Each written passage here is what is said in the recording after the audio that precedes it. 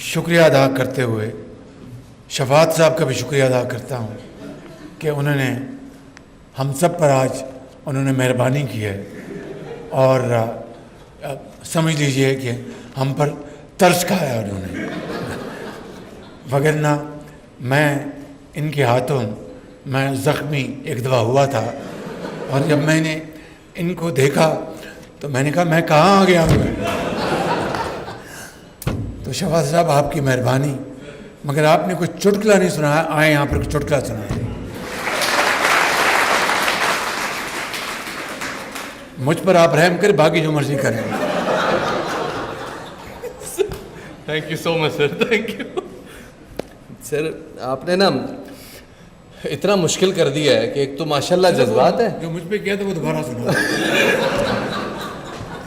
बहुत मुश्किल कर दिया सर अब आपने। तो मैं सर आपने जो बात कर दी मैं उसी को आगे बढ़ा देता हूँ। और राणा साहब आपको 1 हफ्ते का टाइम है। इस 1 हफ्ते